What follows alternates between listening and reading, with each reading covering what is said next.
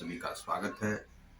आज हम लोग देखेंगे अष्टादश अध्याय का 66 और 67वां श्लोक। सबसे पहले मैं कुछ सूचना दे देता हूँ कि बहुत दिनों से अस्वस्थता के कारण से आपके समक्ष मैं उपलब्ध नहीं हो पा रहा था। लगभग 2 से ढाई महीने का समय बीत गया। कुछ इस आँख में कुछ समस्या थी, जो समस्या अभी पूरी तरह से दूर नहीं हुआ है, लेकिन फिर भी बहुत दिन बीत गए थे। इसीलिए मैं ग्लोबल योग गीता के आगामी जो अंक हैं उसमें मैं आपको यूट्यूब पर आ रहा हूँ। तो आज हम लोग देखेंगे 66वां और 67वां श्लोक। सबसे पहले श्री हनुमान जी की वंदना, बहुत दिनों से स्थगित था। ओम श्री गुरु चरण सरोज रज निज मन मुकुर सुधार, वरणो रघुबर विमल जसु जो दायक फलचार, बुद्धिहीन तनु जानके सुमिरो पवन कुमार, बल बुद्धि विद्या देहु मोहि हरहु कलेश विकार। ओम जयंती जय मंगला काली भद्रकाली कपालिनी दुर्गा क्षमा शुभा लक्ष्मी नमस्ते स्वाहा। ओम वक्रतुंड महाकाय सूर्यकोटि संप्रभा निर्विघ्नं कुरु मे सर्व कार्य सर्वदा। ओम त्र्यंबकम यजामहे सुगंधिम पुष्टिवर्धनम उर्वारुक बंधनान मृत्युमुक्षमामृता स्वाहा। श्री बाबा धाम स्वाहा। बाबा धाम को नमस्कार है। तो चलते हैं हम लोग आगे।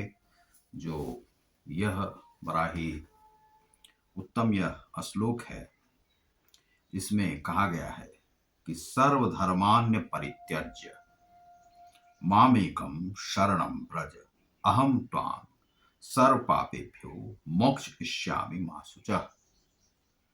सर्वधर्मान्य परित्यज, सभी धर्मों का परित्याग करके, सर्वधर्मान समस्त प्रकार के जो धर्म है, परित्यज त्याग कर, माम मेरी एकम एकमात्र, शरणम शरण में, ब्रज ब्रज मतलब आओ, अहम मैं, त्वाम तुमको, सर्व समस्त पापेभ्य पापों से, मोक्ष इष्यामि मोक्ष दूंगा, उद्धार करूंगा, मां मत शुचः चिंता मत करो।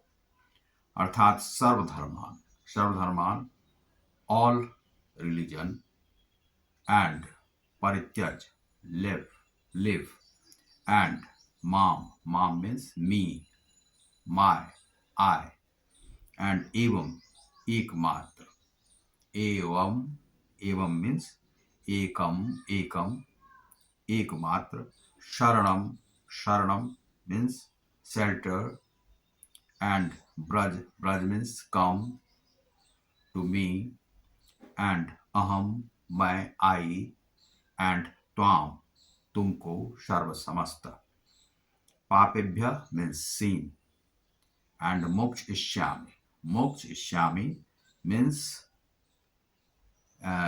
everything you left, and ma means no, don't, and sucha means don't cry and don't be tensionized. Here समस्त प्रकार के धर्मों का परित्याग करो और मेरी शरण में आओ, मैं समस्त पापों से तुम्हारा उद्धार कर दूंगा, डरो मत। यह श्री कृष्ण ने कहा है कि डरो नहीं। जितने भी प्रकार के धर्म है, चाहे वह किसी भी प्रकार से हो, चाहे अन्य धर्म भी हो या हिंदू धर्म के भी बहुत सारे अनुयायी हैं, तुम चाहे किसी भी धर्म में हो, योग यदि सीखना चाहते हो तो योग के लिए योगेश्वर नारायण के पास तुम्हें आना होगा, और वही श्री कृष्ण है। श्री कृष्ण के पास आओ और सारे डर भय से मुक्ति। आज क्या है कि डर भय में हम लोग लिप्त रहते हैं। मृत्यु का भय, कोविड का भय, कोरोना का भय, ये कितने प्रकार के भय हैं जिससे कि हम सभी आकंठ मग्न उसमें लिप्त रहते हैं। और बहुत सारे लोग हैं कि नित्य अनेक अनेक पाप कर्म करते हैं, लेकिन पाप कर्म करने के बाद भी वह उद्धार का मार्ग नहीं चुन पाते हैं। ऐसा क्यों? क्योंकि वे कृष्ण को भूल चुके हैं। यदि तुम कृष्ण को, नारायण को, विष्णु भगवान को तुम याद करोगे तो उसकी शरण में जाओ और उसकी शरण में जाकर के तुम योगेश्वर भगवान से योग को सीखो, आध्यात्म विद्या को सीखो।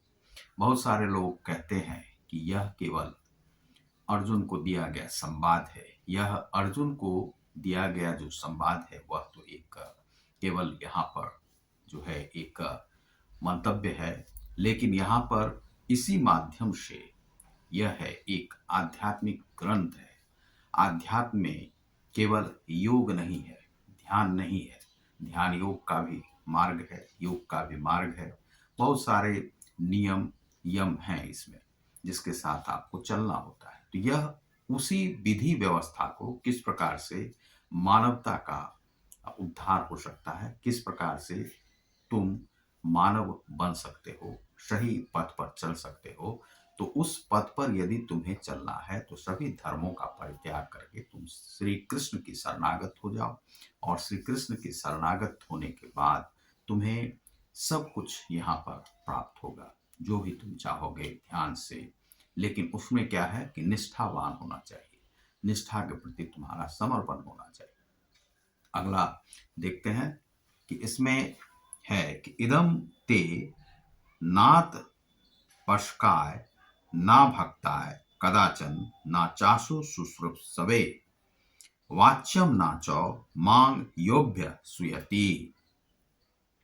अर्थात यहां पर क्या कहा गया है, इदम, इदम मीन्स दिस, यह, एंड ते तुम्हारे, योर, ना कभी नहीं, नेवर, एंड अतपस्काय असंयमी के लिए, एंड न कभी नहीं, अभक्ताय अभक्त के लिए, अभक्त, and without worship a man, and those persons those are not spiritual man.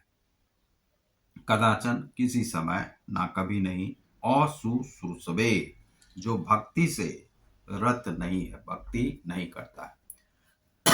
तो यहाँ पर उन्होंने कहा है कि यह गुह्य ज्ञान जो है उनको कभी भी ना बताया जाए जो ना तो संयमी है, ना एकनिष्ठ है, ना भक्ति में रत है, ना ही उसे जो मुझसे द्वेष करता हो। तो इन्होंने कुछ यहाँ पर सीमा बांध दी कि जो लोग योगेश्वर को जानने लगे, श्री कृष्ण को जानने लगे, उन लोगों के लिए कहा गया है कि ऐसे भक्तों को जिसका कि विश्वास पूरी तरह से श्री कृष्ण में नहीं है, उसे यह गुह्य ज्ञान नहीं दिया जाए। यह गुह्य ज्ञान क्या है कि आज जो विश्व में जो युद्ध की विभीषिका है उसमें जो भी जल रहे हैं वे पश्चिम के देश है या जो अन्य देश है। भारत भी युद्ध उसे करना पड़ता है क्योंकि संहार का मार्ग जो है जब कोई चुन लेता है तो उसका हमें जवाब देना पड़ता है। लेकिन युद्ध से हम स्वयं को मुक्त रख सकते हैं। किस प्रकार से कि हमारी इच्छाएं इतनी प्रबल ना हो कि दूसरों का हित हम मार कर बैठ जाएं और केवल अपना ही हित देखें। तो इसी मार्ग को आध्यात्म मार्ग कहा जाता है। और भारत जो भूमि है वह त्यागी तपस्वियों की भूमि है। त्यागी तपस्वी हम इस प्रकार से हैं कि यहाँ पर जो आध्यात्मिक विद्या है वह भारत में ही है, गुह्य विद्या। यहाँ पर गुह्य विद्या जो है आध्यात्मिक विद्या है, स्पिरिचुअल नॉलेज है, और स्पिरिचुअल नॉलेज के माध्यम से आप अपना आत्मिक विकास कर सकते हैं, मानविक विकास कर सकते हैं, हृदयगत विकास कर सकते हैं, मानसिक विकास कर सकते हैं। और इस मानसिक विकास से आप आगे की ओर मानवता का प्रसारण कर सकते हैं। और चूंकि पश्चिमी देशों में मानवता का पूर्णतः विकास नहीं है, इसीलिए वहां पर इतनी सारी जो है पाप कर्म किए जाते हैं, युद्ध किए जाते हैं, और दलितों पिछड़ों को मारा जाता है। इस प्रकार से जो गरीब होते हैं उनका कुछ नहीं चलता है, और जो अमीर होते हैं वह धीरे धीरे आगे बढ़ते जाते हैं। लेकिन भारत में समत्व का जो है एक विकास होता है, सभी में एक ही प्रकार के प्राणी रहते हैं, और वही नारायण के स्वरूप हैं, ईश्वर के स्वरूप हैं, और सब में वह आत्मा का वास है।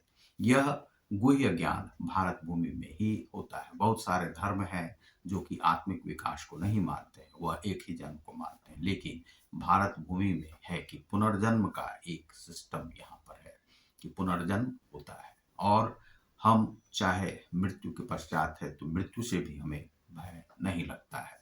जो आध्यात्मिक लोग होते हैं, जो योगी लोग होते हैं, जो जैन मुनि होते हैं, उन लोगों को इससे किसी भी प्रकार का भय नहीं लगता है।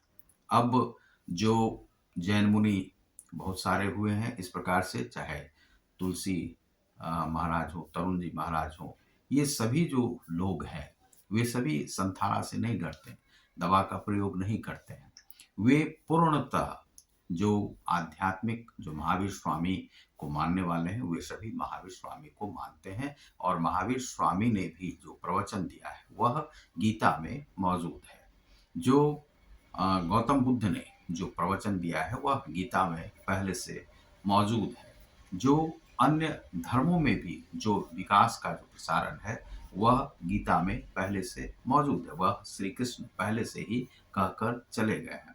तो श्री कृष्ण यह चाहते हैं कि यह जो गुह्य ज्ञान है ऐसे लोगों को जो कि निष्ठावान नहीं है, जो कि आध्यात्मिक नहीं है, जो भक्ति भाव से कृष्ण में विश्वास नहीं करते, और किसी भी देव में भी आप विश्वास यदि करते हैं तो आपके पास एक मानवता का भाव होना चाहिए। आपका जो विकास है उच्च हृदय और भावात्मक शक्ति होनी चाहिए, भावनात्मक शक्ति होनी चाहिए।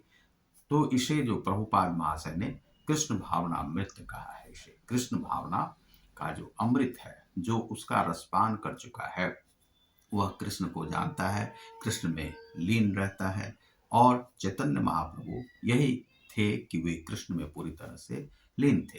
तो जो गीता का जो अनुसरण करने वाले जो लोग हैं वे पूरी तरह से श्री कृष्ण को जानते हैं, और आध्यात्म में वे किसी से भी घृणा नहीं करते हैं, ईर्ष्या नहीं करते हैं, चाहे शिव हो, शक्ति हो, दुर्गा हो, सभी से वे प्रेम करते हैं। तो यह जो ग्रंथ है, केवल हम यह नहीं कहते हैं कि केवल कृष्ण भावनामृत के लिए है या केवल योग के लिए है। यह एक आध्यात्मिक ग्रंथ है, और आध्यात्मिक सभी लोग नहीं बन सकते, लेकिन मार्ग सबका खुला हुआ है। तो गीता ने सबके लिए इसका प्रसारण किया है। आप यदि विष्णु को मानने वाले हैं, श्री कृष्ण को मानने वाले हैं, तो भी आप गीता का अनुसरण कर सकते हैं। यदि आप शक्ति को मानने वाले हैं तब भी आप गीता का अनुसरण कर सकते हैं। योगी हैं तो भी आप गीता का अनुसरण कर सकते हैं। आध्यात्मिक हैं तब भी आप गीता का अनुसरण कर सकते हैं। आप दुर्गा को मानते हैं तब भी गीता का अनुसरण कर सकते हैं। शिव को मानते हैं तब भी आप गीता का अनुसरण कर सकते हैं। आप यदि नास्तिक भी हैं तब भी आपको गीता का अनुसरण करना ही होगा, क्योंकि गीता में वह ऐसा कुछ है ही नहीं जो यहाँ पर नहीं है। प्रकृति में जो कुछ है वह गीता में है। जो मानव के भीतर होना चाहिए, किस प्रकार से आपका विकास होना चाहिए, वह सब कुछ गीता में है। इसीलिए यह हम विचार करते हैं कि उन्होंने ऐसा क्यों कहा, ऐसे लोगों को क्यों नहीं देना चाहिए, यह गीता का अनुसरण उन्हें क्यों नहीं देना चाहिए। तो ऐसे व्यक्तियों को उन्होंने क्यों, जो संयमी नहीं है, संयम तो योग से संयम कर किया जा सकता है। दूसरा है एकनिष्ठ नहीं है। एकनिष्ठ अर्थात तुम जिस भी ब्रह्म को मानते हो, जिस भी देव को मानते हो, उसमें एक निष्ठा रखो, तब तुम्हारा जीवन जो है आगे की ओर बढ़ेगा। दूसरा है कि जो भक्ति में रत नहीं है और वह श्री कृष्ण या किसी भी ईश्वर से द्वेष करता है। अब हम लोग हैं तो हम लोग सभी को मानते हैं, चाहे वह किसी भी धर्म के लोग, हम ईर्ष्या किसी से भी नहीं करते। किसी भी धर्मानुयायी हैं उनसे हम उसी तरह से बात करते हैं जिस प्रकार से कृष्ण को मानने वाले लोगों से करते हैं, जिस प्रकार शिव को मानने वाले लोगों से करते हैं, जिस प्रकार से शक्ति को मानने वाले लोगों से करते हैं। क्योंकि धर्म हमें अलग नहीं करता है। धर्म जो है सब में एक ही बात होती है।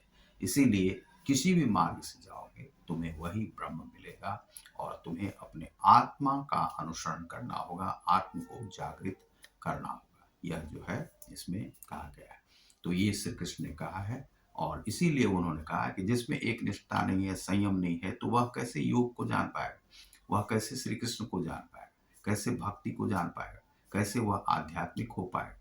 और यदि तुम्हारे पास मानवीय गुण नहीं है, हृदय में कृष्ण भावनामृत नहीं है, या शिव भावनामृत नहीं है, दुर्गा भावनामृत नहीं है, शक्ति भावनामृत नहीं है, तो तुम किसी के भाव को कैसे समझोगे? जब तुम समझोगे ही नहीं, नहीं समझोगे, नहीं समझोगे, नहीं समझोगे, तो तुम्हें समझाने वाला कोई नहीं है, कोई नहीं है, कोई नहीं है। यह जो है सो तुम जान जाओ। तो आप देख रहे हैं ग्लोबल योगिता को। बहुत बहुत धन्यवाद। नमस्कार।